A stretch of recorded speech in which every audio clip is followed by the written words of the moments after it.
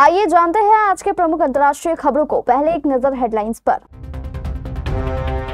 महागठबंधन खत्म, IRCTC case ने BJP में भर दिया जोश। दुर्गापुर गैंगरेप कांड के सारे दरिंदे अरेस्ट। सऊदी में बैठकर सीएम योगी के खिलाफ किया था विवादित पोस्ट, यूपी लौटते ही हुआ एक्शन। वोट चोरी के आरोपों की जांच की मांग वाली याचिका पर सुनवाई से एससी ने किया इनकार। तालिबान पाकिस्तान में दोस्ती कराने चले थे जिनपिंग और बढ़ गई दुश्मनी। नेतन्याहू और मुस्लिम देशों की तारीफ, इजराइल से किया ये बड़ा वादा। साद हुसैन रिजवी की पुलिस फायरिंग में मौत, एक अफवाह से फिर जल उठा पाकिस्तान। गोल्ड नहीं, यहां मिल रहा छप्पर फाड़ रिटर्न, इस साल 75% चढ़ी कीमत। 17 करोड़ का मिनी पर्स लेकर गई नीता अंबानी। और ग्रिफ सेल्स ने जीत का इंतजार बढ़ाया। बिहार के पूर्व मुख्यमंत्री, पूर्व रेल मंत्री और राष्ट्रीय जनता दल के प्रमुख लालू यादव, उनकी पत्नी और पूर्व मुख्यमंत्री राबड़ी देवी एवं उनके बेटे पूर्व डिप्टी सीएम तेजस्वी यादव के खिलाफ दिल्ली की एक अदालत ने आईआरसीटीसी भ्रष्टाचार मामले में आरोप तय कर दिए हैं। इसके बाद लालू यादव के परिवार पर बीजेपी नेताओं के हमलों की बाढ़ आ गई। बिहार में विधानसभा चुनाव होने जा रहे हैं, इससे ठीक पहले इस मामले को लेकर विपक्षी दलों की ओर से सवाल भी उठाए जा रहे हैं। सत्ता पक्ष के दलों की ओर से आ रहे बयानों में कहा जा रहा है कि बिहार में अब विपक्ष का महागठबंधन खत्म हो गया है और उसमें भगदड़ मच गई है। ऐसा लग रहा है कि आईआरसीटीसी घोटाला मामला खुलने से एनडीए में नया आत्मविश्वास जग गया है। बिहार में बीजेपी के अध्यक्ष दिलीप जायसवाल ने कहा कि मैंने कहा था कि करीब आधा दर्जन महागठबंधन के विधायक सांसद भाजपा की सदस्यता ग्रहण करेंगे। महागठबंधन में भगदड़ मची हुई है। आज पूरे बिहार में माहौल बन गया है कि एनडीए गठबंधन भारी बहुमत से सरकार बनाने जा रही है। यही कारण है कि विपक्ष के सांसद विधायक महागठबंधन छोड़कर भाजपा में आ रहे हैं। पश्चिम बंगाल में बर्धमान जिले के दुर्गापुर में एक निजी मेडिकल कॉलेज की छात्रा के साथ हुए कथित गैंगरेप के मामले में पुलिस ने सोमवार को 2 और आरोपियों को गिरफ्तार किया। इससे गिरफ्तार लोगों की कुल संख्या 5 हो गई। यह घटना शुक्रवार रात को हुई, जब 23 वर्षीय छात्रा अपने दोस्त के साथ कॉलेज के बाहर खाना खाने गई थी। मुख्यमंत्री ममता बनर्जी ने इस घटना को स्तब्ध करने वाली बताया और कहा कि उनकी सरकार ऐसे अपराधियों को बर्दाश्त नहीं करेगी, लेकिन उन्होंने महिलाओं से देर रात अकेले बाहर न निकलने की सलाह भी दी। इसकी विपक्षी दलों और महिला अधिकार समूहों ने कड़ी आलोचना की है। आसनसोल दुर्गापुर पुलिस आयुक्तालय के पुलिस उपायुक्त अभिषेक गुप्ता ने बताया कि 2 और गिरफ्तारियां की गई है। इसके साथ ही छात्रा की ओर से दर्ज कराई गई शिकायत के आधार पर सभी 5 आरोपियों को हिरासत में ले लिया गया है। छात्रा के साथ सामूहिक बलात्कार में संलिप्तता के आरोप में रविवार को 3 व्यक्तियों को गिरफ्तार किया गया। पुलिस आरोपियों से पूछताछ कर रही है।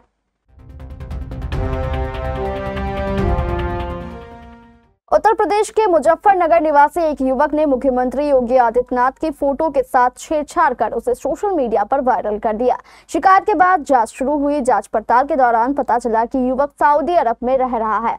बीते दिन जब वह वापस लौटा तो उसे अरेस्ट कर लिया गया। जानकारी के मुताबिक आरोपी युवक सऊदी में काम करता था। वहीं से उसने मुख्यमंत्री योगी की फोटो को एडिट कर सोशल मीडिया पर अपलोड कर दिया था। अब भारत वापस आते ही उस पर एक्शन हो गया। पुलिस ने उसे गिरफ्तार कर जेल भेज दिया है। दरअसल मुजफ्फरनगर की चरथावल थाना पुलिस को बीती 28 सितंबर को यह सूचना प्राप्त हुई थी। ग्राम कुल्हाड़ी निवासी कुर्बान उर्फ अल्तमस नाम के युवक ने सऊदी अरब में रहते हुए मुख्यमंत्री की फोटो को एडिट कर उसे सोशल मीडिया पर वायरल किया। इस पर पुलिस ने तुरंत आरोपी के विरुद्ध धारा BNS व 66 IT एक्ट में मुकदमा दर्ज कर उसकी गिरफ्तारी के प्रयास शुरू कर दिए थे। सुप्रीम कोर्ट ने वोट चोरी के आरोपों की जांच वाली याचिका पर सुनवाई से इनकार कर दिया। पिछले दिनों कांग्रेस नेता राहुल गांधी ने चुनाव आयोग और केंद्र सरकार पर वोट चोरी का आरोप लगाया था। इसके बाद एक वकील ने इन आरोपों की जांच करने की मांग करते हुए सुप्रीम कोर्ट में जनहित याचिका दायर की।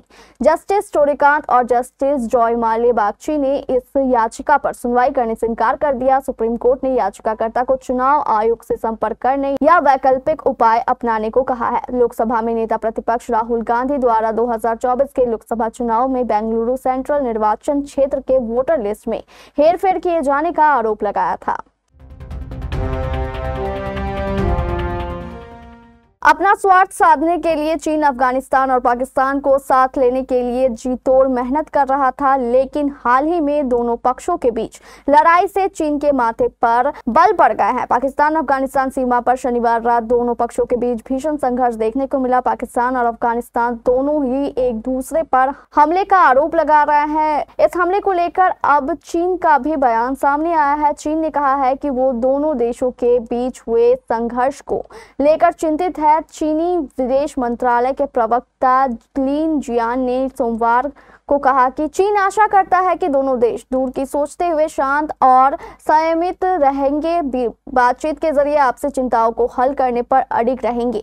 हमेशा उम्मीद है कि दोनों पक्ष संघर्षों को बढ़ाने से बचेंगे और मिलकर अपने देशों और क्षेत्रों में शांति और स्थिरता बनाए रखेंगे। पाकिस्तान और अफगानिस्तान के बीच सीमा झड़पों में दर्जनों तालिबानी लड़ाके और पाकिस्तानी सैनिक मारे गए। समाचार एजेंसी रॉयटर्स के मुताबिक तालिबान के सत्ता में लौटने के बाद से पाकिस्तान अफगानिस्तान के बीच यह सबसे गंभीर लड़ाई है। इजरायली संसद को संबोधित करते हुए अमेरिकी राष्ट्रपति डोनाल्ड ट्रंप ने गाजा शांति समझौते को मध्य पूर्व का ऐतिहासिक उदय करार दिया। इजरायली पीएम बेंजामिन नेतन्याहू की तारीफ करते हुए ट्रंप ने कहा कि यह एक नए मध्य पूर्व की ऐतिहासिक सुबह है। उन्होंने कहा कि नेतन्याहू से निपटना आसान नहीं है, यही बात उन्हें महान बनाती है, यही बात उन्हें अच्छा बनाती है। आपने बहुत बढ़िया काम किया। ट्रंप ने कहा, अब से आने वाली पीढ़ियां इसे ऐसे क्षण के रूप में याद रखेगी जब सब कुछ बदलना शुरू हो गया और बहुत अधिक बदलाव बेहतरी के लिए हुआ। यह सिर्फ एक युद्ध का अंत नहीं, बल्कि यह इजराइल और उसके सभी देशों के लिए एक महान सद्भाव और अस्थायी सद्भाव की शुरुआत है। पाकिस्तान और अफगानिस्तान के बॉर्डर पर शनिवार को संघर्ष हुआ। वहीं अब पाकिस्तान के अंदर भी बवाल देखा जा रहा है।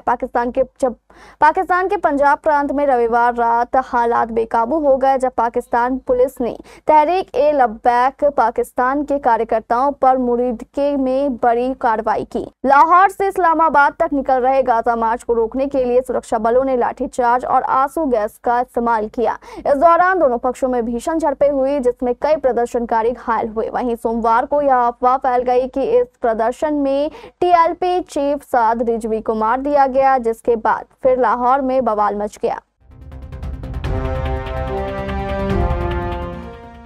अक्सर देश में किसी भी त्योहारी सीजन के दौरान सोने की मांग काफी बढ़ जाती है, क्योंकि इसका आर्थिक के साथ साथ सामाजिक और धार्मिक महत्व भी है। वहीं चांदी ने इस साल निवेशकों को शानदार रिटर्न दिया। वैश्विक स्तर पर इसकी बढ़ी हुई मांग के कारण चांदी के दाम में करीब 75% की वृद्धि देखी गई। चांदी इस समय लोगों, उद्योगों और केंद्रीय बैंकों की पहली पसंद बन चुकी है। लगातार बढ़ती खरीदारी के कारण भारत में इसकी कीमत लगभग 1,50,000 रुपए प्रति किलो तक पहुंच गई है। यह अब तक के सबसे ऊंचे स्तर पर है। चांदी ने गोल्ड और अन्य निवेश साधनों की तुलना में बेहतरीन रिटर्न दिया है, जिसका कारण उद्योगों में बढ़ी मांग, आपूर्ति में कमी और निवेशकों के लिए इसे सुरक्षित साधन मानना है। बाजार विशेषज्ञों के अनुसार चांदी की कीमत में यह तेजी आगे भी बनी रह सकती है। दिवाली की तैयारियां इस वक्त हर तरफ जोर शोर से चल रही है। हमारे बॉलीवुड में भी दिवाली से पहले जमकर जश्न मनाया जा रहा है। सितारों के यहाँ पार्टियां शुरू हो चुकी है। हाल ही में मशहूर फैशन डिजाइनर मनीष मल्होत्रा ने एक शानदार दिवाली पार्टी को होस्ट किया। इस दिवाली पार्टी में बॉलीवुड के कई बड़े सितारे नजर आए। इसी पार्टी में नीता अंबानी भी पहुंची। नीता अंबानी यहाँ अकेले नहीं आई थी, बल्कि यहाँ वो अपनी छोटी बहू राधिका मर्चेंट के साथ पहुंची। जैसे ही नीता अंबानी ने यहाँ एंट्री की तो हर किसी की नजरें उन्हीं पर आकर ठहर गई, लेकिन सबसे ज्यादा ध्यान यहां नीता अंबानी के मिनी पर्स ने खींचा।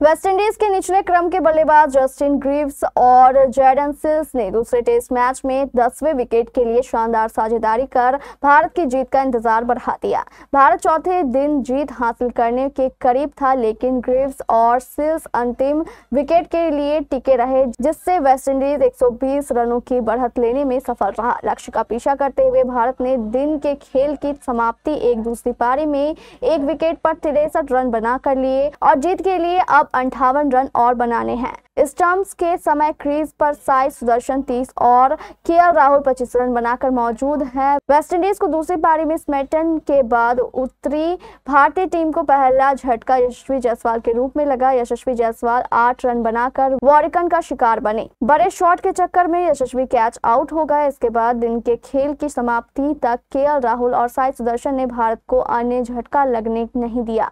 भारत दूसरा टेस्ट जीतने के करीब है और उसकी कोशिश 5वें दिन बिना कोई विकेट गंवाए मैच समाप्त करने पर टिकी होगी।